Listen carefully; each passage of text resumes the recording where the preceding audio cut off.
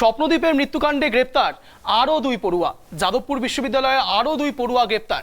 ধৃতদের নাম দীপশেখর দত্ত ও মনতোষ ঘোষ। একজনের বয়স 19, একজনের বয়স 20। ধৃত সৌরভ চৌধুরীকে জেরা করেই নাম উঠে আসে দুই পড়ুয়ার। থানায় রাতভর জিজ্ঞাসাবাদের পর গ্রেপ্তার। ধৃত দীপশেখর দত্ত দ্বিতীয় বর্ষের অর্থনীতির ছাত্র, বাঁকুড়ার বাসিন্দা। ধৃত মনতোষ ঘোষ সমাজবিদ্যার দ্বিতীয় বর্ষের ছাত্র, হুগলির আরামবাগের বাসিন্দা।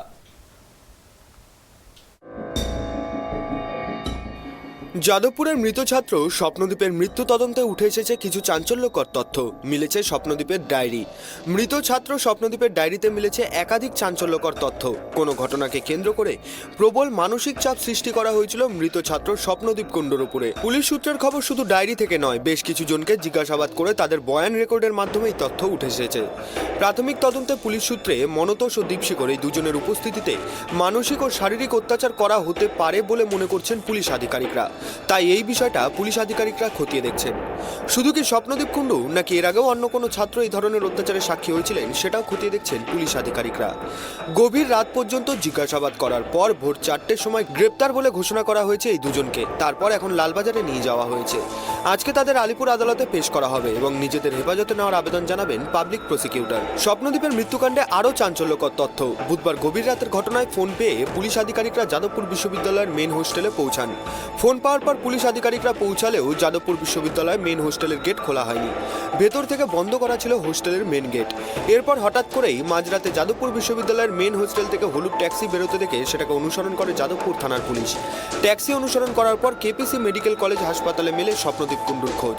কলকাতা পুলিশের তদন্তকারী আধিকারিকরা এই মুহূর্তে দাঁড়িয়ে বুধবার দিন রাতে যে ডিউটি অফিসার কর্মরত ছিলেন যাদবপুর থানায় তাকে জিজ্ঞাসাবাদ করছেন। তাকে জিজ্ঞাসাবাদ করেই মিলেছে চাঞ্চল্যকর তথ্য।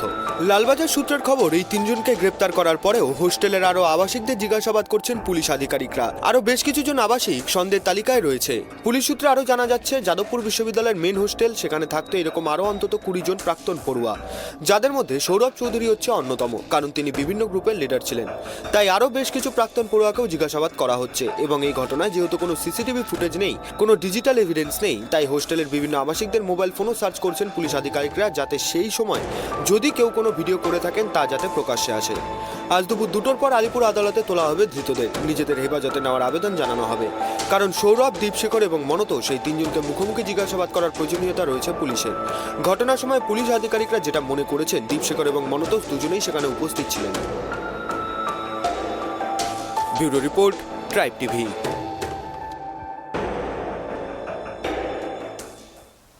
এ বিষয়ে বিস্তারিত জানার চেষ্টা করব, কথা বলবো।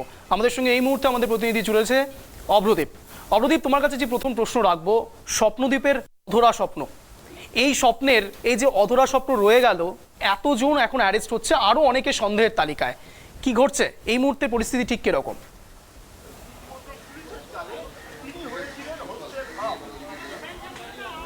দেখো অঞ্জন, তোমাকে যেটা জানিয়ে রাখবো, ঠিক 5 মিনিট আগে দীপশেখর দত্ত এবং মনতোষ দত্তকে এই আলিপুরের যে পুলিশ লকআপ আছে সেখানে পেশ করা হয়েছে। আমরা জানি যে যাদবপুর থানা তাকে, এই দুজনকে গ্রেপ্তার করেছিল ভোর 4:10 নাগাদ। তারপরে তাকে লালবাজারে নিয়ে যাওয়া হয়। লালবাজার থেকে সরাসরি তাদের জেরার যে পর্ব ছিল সেই পর্ব এতক্ষণ ধরে চলছিল। ঠিক 5 মিনিট আগেই লালবাজার থেকে সরাসরি এই আলিপুরের যে পুলিশ কোর্টের যে লকআপ আছে সেখানে নিয়ে আসা হয়েছে। তা এরপরে তাদেরকে পুলিশ কোর্টে পেশ করা হবে, বিচারকের কাছে শুনানি পর্ব চলবে। আমরা যেটা জানতে পারছি পুলিশ সূত্র মারফত আমরা যেটা জানতে পারছি, তাদের পুলিশি হেফাজতের চাওয়ার জন্য আবেদন জানাবেন, পুলিশের তরফ থেকে জানানো হবে। ইতিমধ্যেই তোমাকে আরও জানিয়ে রাখবো যে প্রাক্তন যে ছাত্ররা ছিল তাদের মধ্যে ইতিমধ্যেই 3 জনকে গ্রেপ্তার করা হয়েছে। আগের দিন সৌরভ চৌধুরীকে তোলা হয়েছিল, তাকে ইতিমধ্যেই 10 দিনের পুলিশি হেফাজতে পেয়েছে পুলিশ, এবং আজকে 2 জনকে গ্রেপ্তার করা হয়েছে। তাদেরকে ইতিমধ্যেই আলিপুর কোর্টে পেশ করা হতে চলেছে কিছুক্ষণের মধ্যেই। এবং আরও যে বাকি 17 জন আছে পুলিশের তালিকায় কিন্তু আছে 20 জন প্রাক্তনীর নাম, তাদেরকে কিন্তু যাদবপুর থানা এবং জয়েন্ট সিপি ক্রাইম এরা জেরা পর্ব চালাচ্ছেন যাদবপুর থানায়। এবং বাকি যে 17 জন আছে তাদেরকে পুঙ্খানুপুঙ্খভাবে জেরা করা হচ্ছে। তাদের যেহেতু কলেজে বিশ্ববিদ্যালয়ের বিশ্ববিদ্যালয়ের হোস্টেলে কোনো সিসিটিভি নেই, কোনো ডিজিটাল এভিডেন্স নেই, তাদের সেখানে গুরুত্বপূর্ণ হয়ে উঠেছে এদেরকে জিজ্ঞাসাবাদ পর্বে এরা কি জানাচ্ছেন, অর্থাৎ মৌখিক জেরা পর্ব।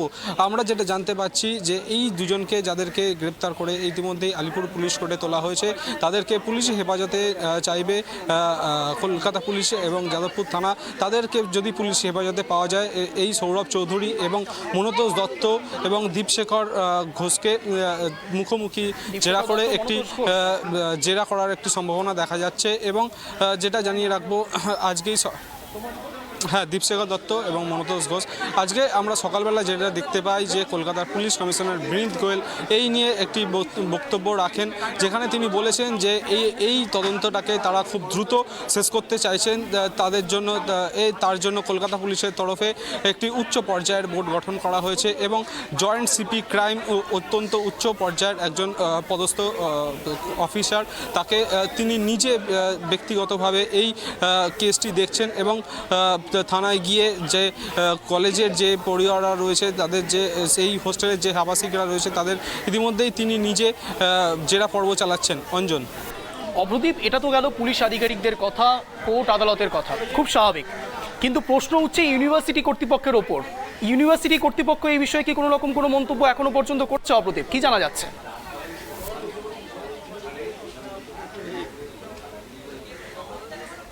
দেখো, ইউনিভার্সিটি কর্তৃপক্ষ এখনও পর্যন্ত কিন্তু সেরকমভাবে কোনো রকম মুখ খুলতে চাইছে না সংবাদ মাধ্যমের সামনে। কিন্তু আমরা যেটা ইউনিভার্সিটি সূত্রে যেটা খবর পাচ্ছি, ইউজিসির যে গাইডলাইন ছিল, ইউজিসির গাইডলাইনে কিন্তু বলা ছিল প্রত্যেকটি হোস্টেলের ক্যাম্পাসে বা ইউনিভার্সিটির মধ্যে প্রত্যেক জায়গায় সিসিটিভি ক্যামেরা ইনস্টল করতে হবে, কিন্তু সেটা তারা করেনি। জয়েন্ট সিপি ক্রাইম যখন তদন্তে গিয়ে দেখেছেন কয়েকটি জায়গায় ন্যূনতম সিসিটিভি ক্যামেরা লাগানো থাকলেও সেগুলি কাজ করছে না, সেগুলি অত্যন্ত পুরনো হয়ে গিয়েছে। অর্থাৎ এখানে বলা যেতে পারে যে কলেজ কর্তৃপক্ষের যেরকম গাফিলতির কথা উঠে আসছে সেটা বলাই যেতে পারে, কিন্তু যেরকমটা ইউসির গাইডলাইন মতো যদি প্রত্যেক জায়গায় সিসিটিভি ক্যামেরা লাগানো হতো, কিন্তু স্বপ্নদ্বীপের স্বপ্ন কিন্তু এখনও বেঁচে থাকতো। অঞ্জন, ঠিক বলেছ অপ্রদীপ, একদম। যদি আজ কর্তৃপক্ষ সঠিকভাবে সব কিছু রাখতেন, সব কিছু বিচার ব্যবস্থা সব কিছু যদি সঠিকভাবে থাকতো, সব যদি সতর্কতা অবলম্বন করা হতো, তাহলে আজকে হয়তো স্বপ্নদ্বীপের স্বপ্ন অধরা থাকতো না। একদম ঠিক বলেছো। আচ্ছা, অ্যান্টি র্যাগিং কমিটি প্রত্যেকটা জায়গাতে থাকে, সব কলেজের মধ্যে, সব ইউনিভার্সিটির আন্ডারে একটা করে অ্যান্টি র্যাগিং কমিটি থাকে। তাদের কি এখানে প্রেক্ষাপট তৈরি হচ্ছে?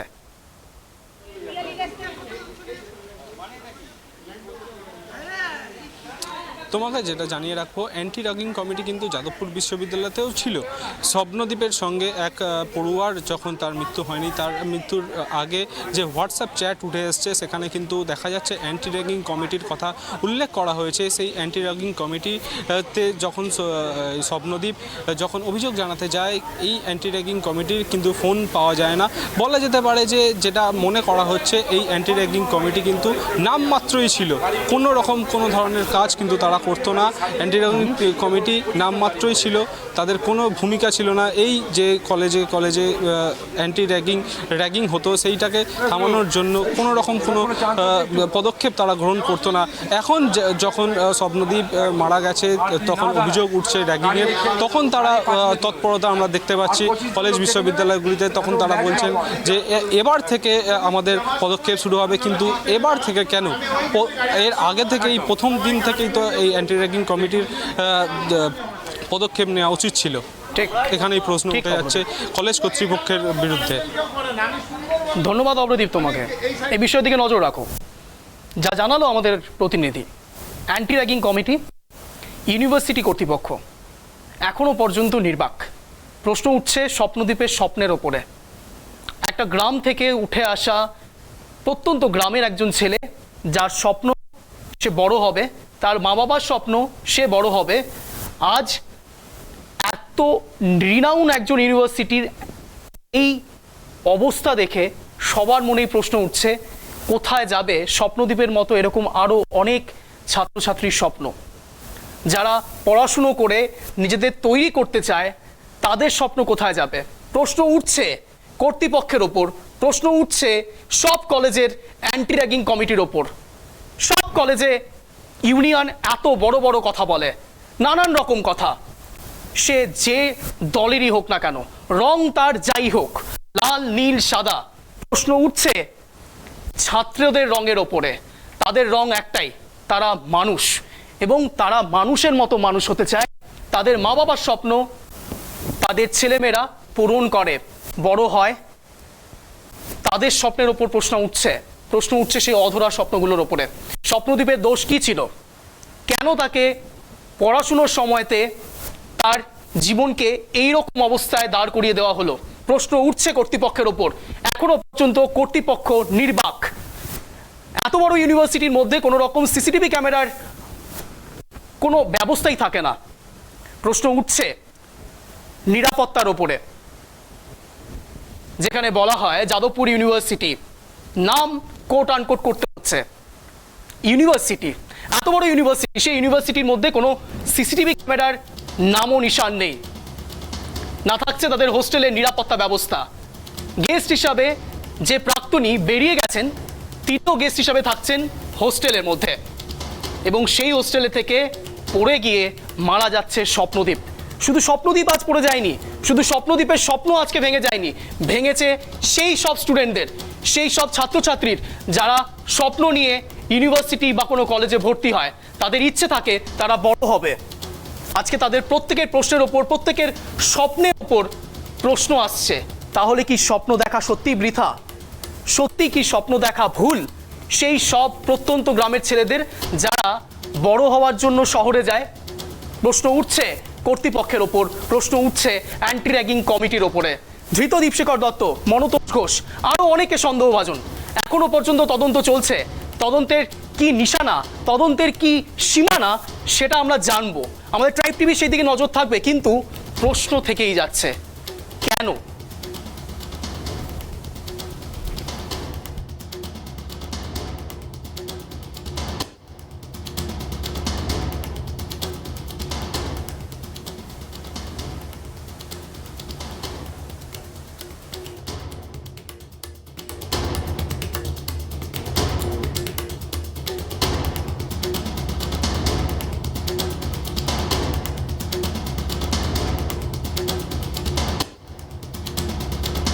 যাদবপুর কাণ্ডে স্বপ্নদ্বীপের স্বপ্ন অধরা থেকে গেছে, যা নিয়ে 3 দিন 4 দিন ধরে উথাল পাথাল সমস্ত রাজ্য। না, র্যাগিং কিন্তু এই প্রথমবার নয়, র্যাগিং কিন্তু এই রাজ্যে প্রথমবার নয়। রাজ্য পেরিয়ে সমস্ত দেশের বিভিন্ন কলেজে হয়তো প্রতিদিন র্যাগিং হচ্ছে। র্যাগিংয়ের প্রশ্ন বারবার আসছে। এই প্রত্যন্ত গ্রামের ছেলেগুলো যখন শহরে যায় তাদের স্বপ্ন তৈরি করার জন্য, তাদের ওপর এই র্যাগিংয়ের প্রকোপ পড়ে। কিন্তু প্রশ্ন কেন পড়ে? তারা তো সেখানে পড়াশুনো করতে যায়, র্যাগিং সইতে নয়। তাহলে আজকে স্বপ্নদ্বীপের স্বপ্ন কেন আবার অধরা থেকে গেল? এই প্রশ্ন প্রথমবার নয়, এই প্রশ্ন বারংবার সংবাদ মাধ্যম করেছে, এই প্রশ্ন বারংবার সমস্ত ছাত্রছাত্রী করেছে। র্যাগিংয়ের সম্মুখীন তারা কেন হবে? আজ ধৃত দীপশেখর দত্ত, মনতোষ ঘোষ, যাদবপুর কাণ্ডে ধৃতদের তোলা হলো আদালতে। সেই চিত্র আপনাদেরকে সরাসরি ট্রাইব টিভির পর্দায় দেখাচ্ছি, এক্সক্লুসিভ সেই চিত্র। স্বপ্নের মৃত্যুকাণ্ডে গ্রেপ্তার আরও 2, সৌরভ বাদও আরও 2। এখনো সন্দেহভাজন অনেকেই। প্রশ্ন উঠছে কর্তৃপক্ষের ওপর, প্রশ্ন উঠছে অ্যান্টি র্যাগিং কমিটির ওপর, প্রশ্ন উঠছে ইউনিয়নের ওপর। রং যাই হোক, লাল নীল সাদা, প্রশ্ন উঠছে সেই সব প্রত্যন্ত গ্রামের ছেলেরা কোথায় গিয়ে পড়াশুনো করবে, যেখানে তাদের নিরাপত্তার আশ্রয় থাকবে, যেখানে তারা সাবলীলভাবে পড়াশুনো করতে পারবে। ধৃত দীপশেখর দত্ত, ধৃত মনতোষ ঘোষ, কিন্তু প্রশ্ন কেন আজ এই পরিস্থিতি? কেন তাদেরও জেলে যেতে হচ্ছে যাদের বয়স 19 কিংবা 20? কেন একজন গেস্ট যে কিনা প্রাক্তনী হয়ে গেছে সেও হোস্টেলে থাকছে? কেন? প্রশ্ন উঠছে কর্তৃপক্ষের ওপরে। কেন তারা এখনো পর্যন্ত নির্বাক? কেন এখনো পর্যন্ত স্বপ্নদ্বীপের অধরা স্বপ্নের কোনো রকম জবাব তারা এখনো দিতে পারেনি? প্রশ্ন উঠছে।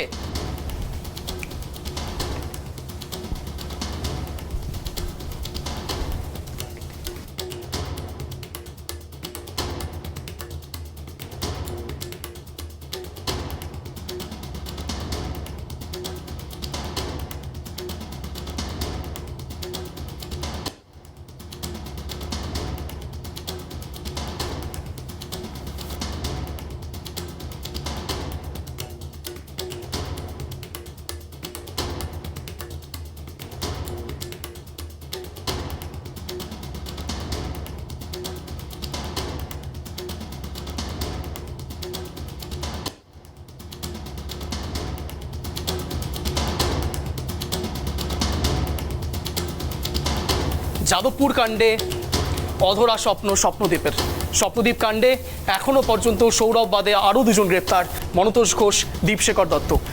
অনেকে সন্দেহভাজন।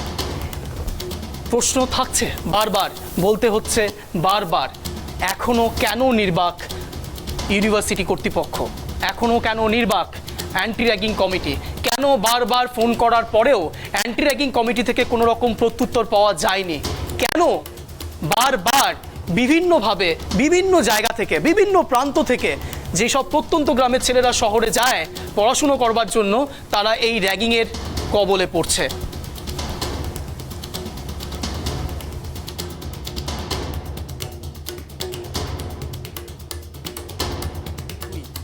যে এক্সক্লুসিভ চিত্র আপনাদেরকে দেখাচ্ছি সরাসরি এই মুহূর্তে, ধৃত দীপশেখর দত্ত, মনতোষ ঘোষ, আজ ভোরবেলা তাদেরকে অ্যারেস্ট করেছে পুলিশ।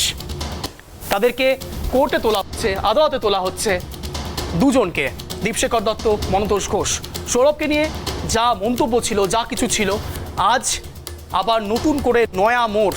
রবিবার ঠিক ভোর রাতে দীপশেখর দত্ত, মনতোষ ঘোষ, যা জানা যাচ্ছে মনতোষ ঘোষের সেই রুমেই ছিল স্বপ্নদ্বীপ, 140 নম্বর সেই রুম, ক্ষমা করবেন 104 নম্বর সেই রুমে স্বপ্নদ্বীপ ছিল। এ বিষয়ে জানার চেষ্টা করব এই মুহূর্তে। আমাদের প্রতিনিধি নদিয়া থেকে রয়েছে কমল দত্ত। কমল, তোমার কাছে প্রথম যে প্রশ্ন রাখবো, গতকাল আমরা দেখিয়েছি স্বপ্নদ্বীপের মামা বাড়ির সেই চিত্র, এখন এই মুহূর্তে পরিস্থিতি ঠিক কীরকম, সেখানে চিত্রটা কীরকম, যদিও বা হতাশ হওয়া অত্যন্ত স্বাভাবিক, কি জানা যাচ্ছে কমল? দেখো, তোমাকে জানিয়ে রাখি, গত কয়েকদিন ধরে যেভাবে এই যে মৃত্যুর ঘটনা, যাদবপুর বিশ্ববিদ্যালয়ের যে হোস্টেলে যে ঘটনা ঘটেছে, অত্যন্ত মর্মান্তিক ঘটনা, এবং যে নিন্দার ঝড় বইছে সারা রাজ্য, সারা দেশব্যাপী, এবং এই ধরনের ঘটনা যাদবপুর বিশ্ববিদ্যালয়ের কাছে একটা খুবই খারাপ দিক, যেখানে বেশ কয়েকদিন পরেই তারা কর্তৃপক্ষের নজরে আসে বিষয়টি এবং তারা খতিয়ে দেখে। এরপরে যেটা নদিয়ার যে বগুলা কলেজ পাড়ার যে বাসিন্দা রামপ্রসাদ কুন্ডু, তার যে ছেলে, আজকে যেটা দেখা যাচ্ছে যে কালকেও কিন্তু যেটা হচ্ছে যাদবপুর পুলিশ থেকে প্রশাসন থেকে হোম সেন্টারের একজন প্রতিনিধি দল আসে 7টায় রাত, প্রায় দেখা যাচ্ছে যে তারা 8:30 নাগাদ এখানে ঢোকে এবং রানাঘাটে তার মামার বাড়িতে আসে, রথতলায় দাসপাড়ায়। সেখান থেকে তারা পুঙ্খানুপুঙ্খ যে ছাত্র মারা গেছিল তার কিন্তু যে সে কিন্তু নাবালক এমনটাই বলা হচ্ছে। এবং আজকে একটু আগের থেকে একটু বলে নিই যে এই যে নাবালক 17 বছর কয়েক মাস, অর্থাৎ 18 বছরের গণ্ডি কিন্তু পার হয়নি, অতএব তার উপর যে শারীরিক এবং মানসিকভাবে যে নির্যাতন চলেছে, সেই কারণে কিন্তু আজকে কিন্তু সকালবেলায় কিন্তু দেখা যাচ্ছে যে রাজ্য শিশু এবং নারী সুরক্ষা যে যিনি আছেন চেয়ারপারসন, তিনি অনন্যা চক্রবর্তী এবং তার যে প্রতিনিধি দল, তারা কিন্তু আজকে প্রায় 11:30 নাগাদ সকালে কিন্তু তার এই মামার বাড়িতে আসেন এবং তাদের সাথে খতিয়ে কথাবার্তা বলেন কি বিষয়ে কিন্তু সম্পূর্ণটাই তারা ভেতরে তাদের পরিবারের সাথে কথা বলে। এবং যেটা জানা যাচ্ছে যে অনন্যা চক্রবর্তী, যিনি মিডিয়া বা আমাদের সাংবাদিকদের সামনে যেটা বলেছেন যে তিনি এই ঘটনা অত্যন্ত দুঃখজনক এবং বেদনাদায়ক, এবং এই ঘটনার সাথে যদি সিসিটিভি যদি যাদবপুর বিশ্ববিদ্যালয়ে যদি সিসিটিভি থাকতো, তাহলে অনেকটাই শনাক্ত করা যেত যে কে এই কাণ্ড ঘটিয়েছে।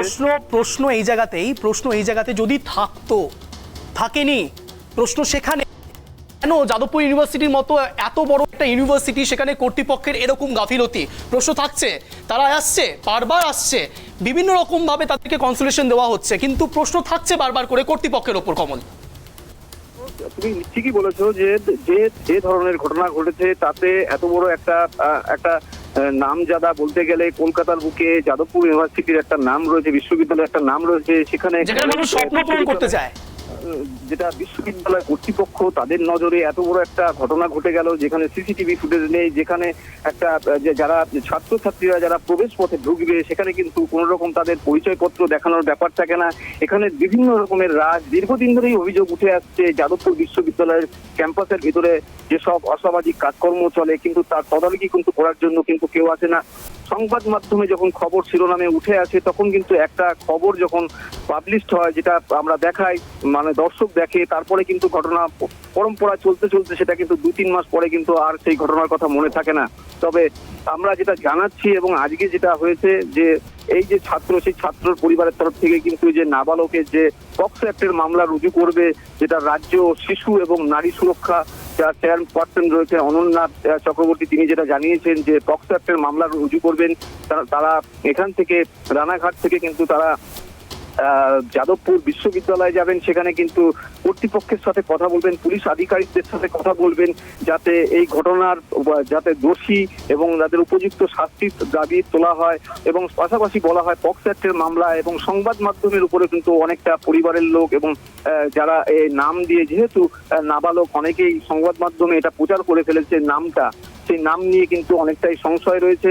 কিন্তু তারা, আমরা এখন পর্যন্ত যা পরিবারের লোকজন যারা জানিয়েছেন যে আমরা 2 ঘন্টা পরে কিন্তু জানাবো যে নামটা প্রকাশ করা যাবে কিনা, কারণ ভারতবর্ষের যে আইন সংবিধান রয়েছে তাতে কিন্তু একজন নাবালকের নাম বলা আমরা কোনোভাবেই এটা পাবলিশ করতে পারি না। সেই ক্ষেত্রে নাম পাবলিশ হয়ে যাওয়ার পরেও কিন্তু আজকে পক্সো অ্যাক্টের মামলা রুজু করবে এমনটাই জানিয়েছে। এবং সংবাদ মাধ্যম যাতে এই ধরনের কাজ, এই যে নাবালক ছেলেটি, তার নাম কিন্তু প্রকাশ করা যাবে না এমনটাই কিন্তু জানানো হয়েছে। সেই জন্য কিন্তু তারা কিন্তু লিগাল স্টেপ নিতে পারে এমনটাই জানিয়েছে। তবে তারা 2 ঘন্টা পরে জানিয়ে দেবে যে নাম প্রকাশ করা যাবে নাকি ওই ছাত্রের। এই ছাত্রের এই মর্মান্তিক এবং যে ঘটনার জন্য যারা দায়ী হয়েছেন, এখন পর্যন্ত 3 জনকে, সৌরভ চৌধুরী নামে একজনকে গ্রেপ্তার করা হয়েছে, তারপরও তাকে ইন্ডিকেট করে পুলিশ কিন্তু আরো 2 জনকে গ্রেপ্তার করেছে। পরপর এইভাবে এই রহস্য কিন্তু ধীরে ধীরে দানা বাঁধছে, কি কারণে তার কিন্তু চুল কাটা হয়েছে এবং শারীরিক এবং মানসিক ভাবে কিন্তু তার পরিবারের লোকজন, তার মা এবং বাবা, তারা কিন্তু পরিবারের যারা রানাঘাটে রয়েছেন আরো একটা থাকছে, যেটা জানা গিয়েছিল যে মৃতের বাবা সরাসরি নাম নিয়েছিল, এফআইআর কপিতে সৌরভের নাম ছিল, মনতোষের কথা বলা হয়েছিল কিন্তু এফআইআর কপিতে মনতোষের নাম ছিল না। কিন্তু প্রশ্ন এখানে একটাই, মনতোষের নাম এখন প্রকাশ্যে এসছে, দীপশেখরের নাম প্রকাশ্যে এসছে, কিন্তু আরও কোনো ব্যক্তির ওপর, আরও কোনো ছাত্রের বা ছাত্রীর ওপর কি কোনো রকম সন্দেহ তৈরি হচ্ছে? কি জানাচ্ছে তার পরিবার? তুমি নিশ্চয়ই জানো, এই ঘটনার জন্য কিন্তু রাজ্যের সব মহল কিন্তু তোলপাড়, নিন্দার ঝড় যেখানে বইছে, সেখানে কিন্তু এত বড় একটা নাক্কারজনক ঘটনা, সেখানে কিন্তু শিক্ষার যে অঙ্গনে যে এই ধরনের ঘটনা, সেই ঘটনার জন্য কিন্তু কর্তৃপক্ষের উপরে কিন্তু অনেকটাই কিন্তু তাদের মানে পরিবারের চাপ রয়েছে, নিজের পরিবারের। এবং তুমি যেটা জানাচ্ছ যে মনতোষ এবং যারা রয়েছে, যাদের যে করে পুলিশ তাদেরকে যে গ্রেফতার করা ধরা হয়েছে, তাদেরকে জিজ্ঞাসাবাদ করে পুলিশ এই র্যাকেট চক্র বা এই ধরনের যে অসামাজিক কাজকর্ম কলেজ ক্যাম্পাসের মধ্যে দীর্ঘদিন হয়ে চলেছে, সেটার জন্য কিন্তু আরো অপেক্ষা আমাদের করতে হবে। কারণ হচ্ছে আমরা জানি যে এই র্যাকেটটা কত দূর অব্দি বিস্তৃত, তাকে কি ধরনের কাজ করা হয়েছে। এরকম ধরনের যাদবপুর বিশ্ববিদ্যালয়ে কিন্তু আরো অনেক ছাত্রছাত্রীদের কাছ থেকে কিন্তু অভিযোগের আঙুল উঠে আসছে, কি তারা রাত ভোর কিভাবে শারীরিক এবং মানসিক ভাবে নির্যাতন চালাতো, কোনো সময় তাদেরকে চুল কেটে নেওয়া হতো, এমনও শোনা গেছে। আমরা এমনও ছবি দেখেছি যে কলেজ ক্যাম্পাসের ভেতরে যেখানে দেখেছি যে মদের বোতল পড়ে আছে, সেখানে কর্তৃপক্ষের একটা গাফিলতির অভিযোগের আঙুল উঠছে কিন্তু বারবার। যেখানে কিন্তু এই যে একটা শিক্ষার অঙ্গন, যেখানে একটা গুরুত্বপূর্ণ ভূমিকা যাদবপুর বিশ্ববিদ্যালয়, সেখানে কিন্তু কলকাতার যে শিক্ষার যে জায়গা, সেই জায়গাটা কিন্তু একটা তলানিতে যে ঠেকলো, যেখানে কর্তৃপক্ষের কিন্তু দায় ছাড়লেও কিন্তু কর্তৃপক্ষের কিন্তু যে ভূমিকা, সেই ভূমিকা নিয়ে কিন্তু প্রশ্ন উঠে যাচ্ছে। এবং তুমি জানো যে রাজ্যের যে শিক্ষা ব্যবস্থা, সেখানে কিন্তু শিক্ষার জায়গায় যে এই ধরনের যে র্যাগিং এর কথা তুলে ধরা হচ্ছে, সেই র্যাগিং এ যে শারীরিক এবং মানসিক ভাবে টর্চার করা হয়। এবং এই যে ছাত্রটি, সেই ছাত্রটি কিন্তু তার পরিবার কিন্তু দাবি করছেন যারা এই ধরনের কাজ করেছে তাদের কিন্তু ফাঁসি দেওয়া উচিত। কারণ বিদেশে এরকম ধরনের আইন আছে যে এই ধরনের কাণ্ড ঘটলে সঙ্গে সঙ্গে দিলে পরে তারা অনেকটাই নিষ্কৃতি পাবে। কিন্তু এই যে ঘটনা, সেই ঘটনা কিন্তু রাজ্য যেখানে শিক্ষার যে ব্যবস্থা, শিক্ষার যে হাল হাকিকাত, সেইটা কিন্তু মানুষ কিন্তু আজকে সংবাদ মাধ্যমে এবং বিভিন্ন জায়গায় এই যে ছাত্রটির পরিবারের পাশে সমবেদনা জানার জন্য কিন্তু অনেকেই আসছেন, কিন্তু অনেকে ভয়তে মুখ খুলতে চান না। কারণ এই যে তুমি সৌরভ চৌধুরীর কথা, যাকে গ্রেপ্তার করা হয়েছে, তার মা বাবা জানিয়েছে যে তার ছেলে কোনো মতেই এই ধরনের কাণ্ডের সাথে যুক্ত না। কিন্তু পুলিশ কিন্তু জিজ্ঞাসাবাদ করছে এবং পুলিশ তদারকি মানে পুরো বিষয়টাকে খতিয়ে দেখার জন্য যে চন্দ্রকোনা তার বাড়িতে গেছিল কি তথ্য আরো অনেক কিছু লুকিয়ে আছে কিনা এই ঘটনার মধ্যে, কিন্তু পুরো ব্যাপারটা বিষয়টাকে কিন্তু এখনো কিন্তু সেভাবে কিন্তু পরিষ্কার এখনো হয়নি। তবে ঠিক আছে, নজর রাখো কমল, ধন্যবাদ তোমাকে।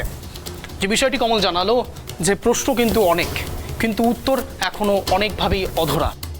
নানান জায়গায়, শুধু ভারতবর্ষ নয়, ভারতবর্ষের পেরিয়ে বিভিন্ন দেশে এই র্যাগিংয়ের যদি কোনো রকম প্রক্রিয়া হয় তাহলে সেই ক্ষেত্রে শাস্তি ফাঁসি। এখনও এখানে ভারতবর্ষের বিভিন্ন জায়গায় বিভিন্ন রাজ্যে, শুধু বেঙ্গল নয়, বিভিন্ন রাজ্যে এই রকম র্যাগিংয়ের শিকার হচ্ছে প্রতিনিয়ত কোনো না কোনো ছাত্র বা ছাত্রী। কিন্তু প্রশ্ন কেন? প্রশ্ন নিরাপত্তার ওপরে, প্রশ্ন ইউনিভার্সিটির ওপরে, প্রশ্ন অ্যান্টি র্যাগিং কমিটির ওপরে, প্রশ্ন ইউনিয়নের ওপরে, যারা বড় বড় কথা বলে, যারা বিভিন্ন রকম ঝান্ডা নিয়ে কথা বলে যে তারা ছাত্রছাত্রীদের পাশে আছে।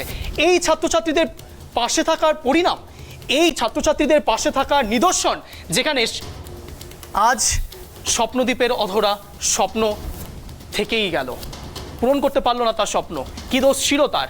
প্রত্যন্ত গ্রাম থেকে এই ছেলেমেয়েগুলো উঠে এসে শহরে আসে, কী দোষ থাকে তাদের? এখনো অনেক অধরা, এখনো উত্তর অনেক অধরা। কিন্তু প্রশ্ন একটাই, কেন? কেন তাদের স্বপ্ন পূরণ হবে না? কেন ইউনিভার্সিটি এখনো নির্বাক?